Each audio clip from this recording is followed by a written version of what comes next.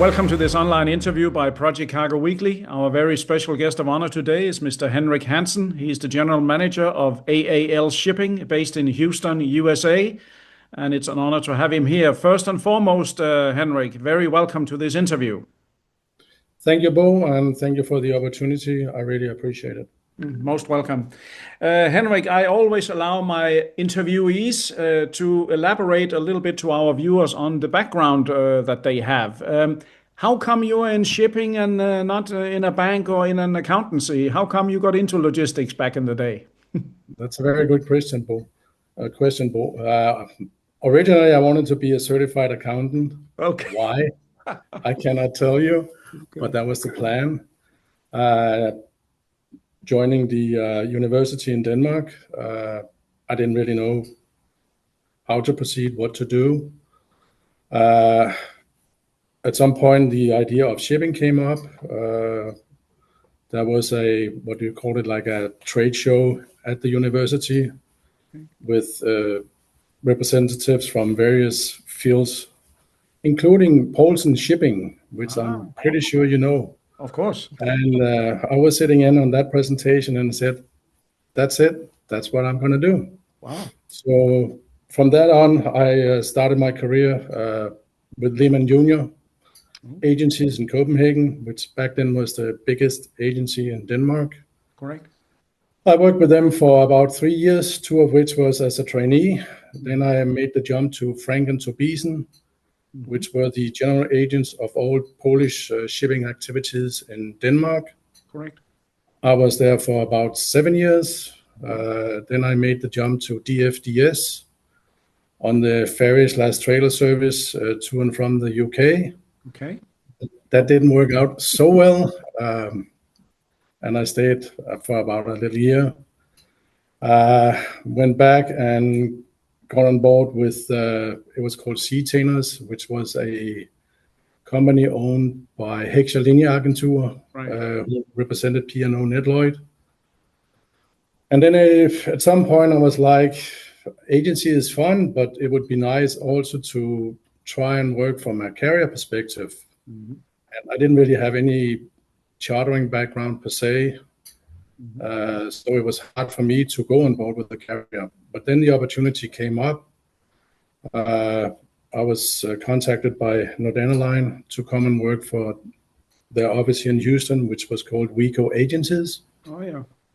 And after some consideration, I decided, okay, let's do the jump. Let's invest 2, maybe 3 years on that side of the business, and then eventually, and that was the initial plan, to go back and work from the head office in Denmark.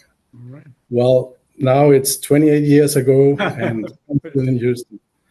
So I was working with Nordana/WeCo for about 9 years. After that, I joined the team of Chippelbrock here in Houston, with whom I worked for about 8 years. And I would say that's really where I got acquainted with and familiar with more on the project side of things. Yeah. And and then when it was time to move on and try new challenges, AAL came up as an alternative, and I've now been on board with AAL for 10 years. Wow. And the past 3 years as the general manager of the Houston office, or the Americas. Wow. That's a very impressive career, Henrik, and some of the names you mentioned from back in the day, it certainly rings a clear bell with me. I think it sure does. I mean, even with Lehman Junior, we were representing shipping lines, carriers, which do not even exist anymore, right? Yes. I mean, there has been a lot of changes over the years, for sure. Definitely, but what an impressive background, and you certainly have the wide experience now, ending up with a very long stint there in Houston. What can you tell our viewers about AAL? What is the abbreviation standing for, or what is the abbreviation stands for, and how is your trade pattern for your services? What can you tell our viewers of interest? So AAL, Australia Line. Okay. So AAL, or Australia Line, was launched 30 years ago with a line operation between Asia and Australia. Right. Service still exists, and since the start, more tonnage, more services has been added. And AAL today is a global carrier, leading project MPP carrier. Main trade lanes today, including the Asia-Australia, is Asia to Europe, vice versa. Yeah. Asia to North America, vice versa. We operate a regular liner service from North Europe to the Middle East. And on top of that, if and when convenient and possible, we will also do some kind of tram service. Okay. Some will probably categorize us as a liner carrier. I don't, with the exception of Australia, I don't necessarily say we are a liner carrier by definition. We provide regular sailings within certain trade lanes. Yeah. But still with the opportunity to have that tram mentality within the loading and the discharge scope, if that makes sense. Yeah. No, it makes perfect sense. I mean, you have also others who claim to be liner services, and then they are not. I think you are much more honest in that regard. I have certainly seen your ships around the world, and what can you tell our viewers about the type of vessels you have? Since you are in the Americas, if we focus on the service to and from Asia and the Americas, what type of ships do you have? What can you lift? Ports of call? What can you tell our viewers on that? So specifically on Asia Americas, if that's the route we're going to focus on, so we operate a regular service, Southeast, North Asia, into the US. Our main focus is the US Gulf. We can and will consider West Coast, occasionally East Coast as well. Yeah. I would say for us and the service as a whole, US Gulf destinations is the bread and butter. Yeah. Tonnage-wise, we're an MPP carrier. We are in the big segment of MPP, so we average 30 to 32,000 tons deadweight. Okay. Twin decks, adjustable pontoons, depending on cargo size, cargo height, etc. Lifting capacity, 700 tons. Wow. Which very much meets the cargo segments we see, the opportunities we see. 700 tons meet our requirements and seems to work well with what we see. We're not a super heavy lift carrier per se, obviously. We are not the one when you come with 1,200 tons, etc. But that's not our target either. That's not where we want to operate. No, I understand. So recently we just launched a new building program, the famous Super B, which is a unique in-house design. 6 ships has been delivered now, and 2 more will be delivered summer of next year. Wow. Yes. So the six are already integrated in service. As I said, it's a very unique design. Our main structure is 4, which is new to us. That's never been the case before. So we have a very nice weather deck. And I mean, deck-wise, it is designed for offshore equipment. Yeah. So that's basically where the focus is.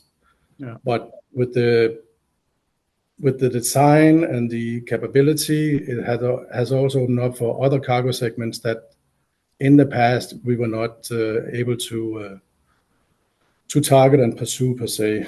So the Super B has long hatches, 68, and I believe it's 42 meters. Okay, wow. Which enable us to target also long lengths that we were not able to do in the past with only 38 meters hatch length. Yeah. What is unique about the Super B as well is it's 3x350. Okay. And not 2x350. Okay. So that also opens up for more flexibility in terms of storage for heavies, long lengths, etc. Yeah. Combined, even though it's 3x350, it's still 700 tons. Yeah, got it. The weather deck is unique. It's basically flush. Some colleagues will say even a pilot can land his airplane there. Then on top, we have the unique design of the eco deck, where we take pontoons and add port side. which actually add another, I believe it's 660 square meters of weather deck capability. Wow. So very, very, very unique, very flexible. Yeah. And since the launch, since the introduction to the fleet, I must say that tonnage has been very successful. Yeah, I've seen some pictures of fully laden vessels of your new B-class type. It's very impressive, even very, very long blades for the renewable industry, and you have a huge intake. I mean, you can really move some equipment, some cubic meters there. Yeah, so capacity-wise, we can do up to. Of course, you have to take stow into consideration, but Sure. black and white up to 42,000 freight tons. It's a staggering amount. It's really seeing is believing, and believe me, viewers, I have seen some of the pictures that Henrik talked about here. May I ask a question which comes to interest? Let's say I'm a shipper sitting in China and I have a project designed for the Caribbean, but it's not a place where you could go with your vessels. Would you be able to make a connecting agreement, let's say, take it to Houston and then ship it onward, or do you stop where your service stops, so to speak? Or can you offer all the way? Is that something that's in your scope? No, I think that's a very good question. I also believe it really depends on the scope, the demand. We like to do things out of the ordinary. We like to consider destinations that we typically not service on a regular basis. On the other hand, if we see that we can maintain full ships within the scope, of course, maybe not worth the adventure per se. No. But yeah, I mean, it's always a possibility, and there has been situations in the past where we have been talking with other carriers, not necessarily that it became a done deal, but with the idea of we take it from A to B, and then you pick it up from B and bring it to the final destination. Yes. No, at least you're open if the situation would come. Another thing that comes to mind, many of our viewers are project forwarders, and I'm involved as a kind of honorary chairman in a huge network of project forwarders. Some shipping lines nowadays, they want to be forwarders, the one-stop shop, and they want to do it all. How do you, Henrik, treat forwarders? You take anyone with the same kind of attitude, and you are not planning to be a forwarder yourself. You are a carrier. I mean, what's your policy on this? No, I think that's one of the reasons to our success. Any inquiry, any client that comes to us will be treated the same way, whether they bring to the table, let's say, 500 freight tons or 10,000 freight tons. That's and I think that pattern is, at least for me, I feel has been very successful, and personally, I think that's the right way to go. Freight forwarders are clients just like a shipper, an EPC, etc. Sure. And in terms of, do we want to be freight forwarders? No. Right. Our expertise is on the sea, on the port operations, the transportations, what goes on before and after we leave for the experts. So we strictly hook. That's it. Yeah. I think that's a very clear statement. I think our viewers will certainly love to hear clear and unequivalent statement like that. That's good. Excellent. How do you see the market has, of course, everyone were happy during the Corona or just after the Corona days. So I think the coffers are full. But how do you see the market now? Of course, Mr. Tariff, we don't know. But how do you see the market towards end of the year and beginning of the next year? I mean, there's a lot of factors that has an effect on how the market act, etc. We have had, I mean, you have all the geopolitical situations. You have a war in Ukraine, unfortunately. You have had the unrest in Gaza, which hopefully is coming to an end. A few years back, we had this challenge with the Panama Canal. We still have the issue with the Suez Canal because of the Houthis in Yemen, which unfortunately forces us to, like most carriers, and I think even now all carriers, because of the recent incident with one ship that was attacked by ownership of another company. I think most are now steaming via Cape of Good Hope until further. Right? Congestion becomes an even bigger issue. It has been. Middle East is hit hard, especially the Arab Gulf. Yeah. We see more and more, especially in North China, etc. So I mean, there's a lot of factors that have an impact on how not only us as the carrier, but also how the market reacts and how they sort of overcome these obstacles, right? You have all the uncertainties about the tariffs. I think for the most part, now speaking Asia and the US, for the most part, it has sort of settled down. The exception, of course, is still China. Yeah. Long run, I am still pretty convinced that they will come to an agreement. I think they will have to come to an agreement. Yeah. So how does it impact the trade? Yeah, it has been impacted the trade, and we especially saw it, I would say, early spring of this year. And then also in connection or in combination with the usual summer slow, Q3 was a clear picture of that. Yeah.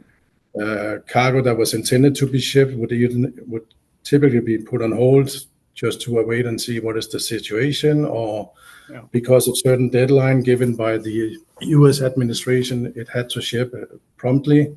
Yeah. Which for us can be a challenge, considering we are parceling up. We are not a one booking carrier and then we steam. So for us, it's not impossible, or the last in, first out per se can be challenging for us. Yeah.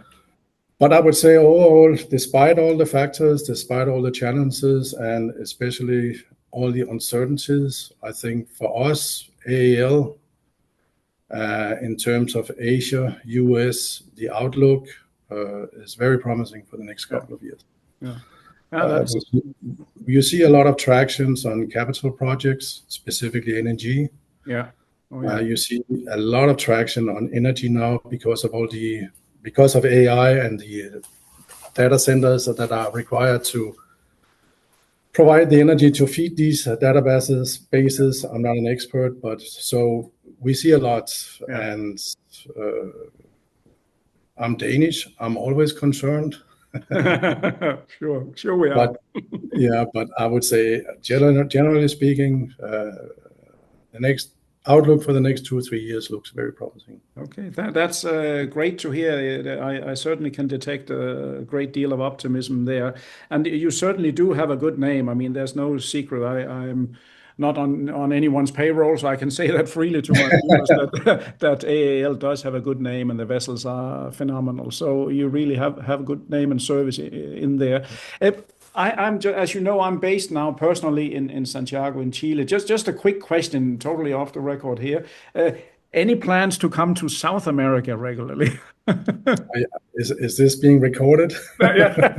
No, I'm just asking out of when we talk trade lanes. Would there be any new plans for AAL, do you think, in the future, for any other? We do have something in the works, and pertaining to South America, especially with our new builds. And I would say sooner than later, we will be able to go more public in that respect and share what the plans are for the next at least 1, if not 2 years. Yes. Okay, sounds interesting, and of course, Project Cargo Weekly will be there to investigate. No, but I would say South America as a whole, considering we are limited tonnage-wise, we operate a fleet of 28 ships. Yeah. Now deployed in certain trade lanes. And not really having the intention to go above that number of ships. Right. We also have to very carefully monitor new ideas and how that would go along with current business, because we don't want to jeopardize current trade lanes business because of new adventures, if that makes sense. I think that we have been in South America, more so East Coast and West Coast. Oh yeah. We have done a few projects from Asia into North Brazil. Oh yeah. We have in the past, when we turned the ships here in the US back to Asia, we have in the past been calling North Brazil for loading dry bulk, for example. Okay. So typically our trade lane, Asia, US, US, Asia. So regular service with focus on project cargoes coming in, and the backhaul, as we refer to, typically dry bulk. Yeah. With potentially some general cargo on top. Yeah. The fact that we don't provide a regular service from US back to Asia, and the fact, you know that as well, you don't see the big volumes being exported from the US these days. Correct. And the size of our tonnage, it's better for us as a whole to focus on the dry bulk. Yeah. And bring the ships back to Asia as quick as possible, because that's where the money still is. Yeah. Oh yeah. No, but that makes perfect sense. And of course, you are not. You have some big ships in the market that you Exactly. need to think carefully. It's not the smaller sized MPPs that are roaming the world. Very interesting what you say there, Henrik. And I think our viewers would be very interested to know more when the time comes. I want to say you answered all the questions I could think of publicly in a good way. So I have others, but of course that's for another day. but I want to say formally many thanks for this interview, Henrik. Thank you for the opportunity. I do pleasure. appreciate it. Thank you, sir. Definitely, we will be in touch. To all our listeners, viewers, and readers from around the world, this was yet another great interview by Project Cargo Weekly. Our special guest of honor today has been the General Manager of AAL Shipping, based in Houston, US, Mr. Henrik Hansen, an industry veteran with many years of experience and also a native of Denmark, just like yours truly here. It's been a pleasure to have him here, and do consider AAL Shipping when you have any project cargo to move, whether to or from Europe, Middle East, Asia, or between Asia and the Americas. They do have fantastic tonnage, and they are service-minded, and they protect anyone who comes to them with an inquiry. So for me, until next time, thank you very much.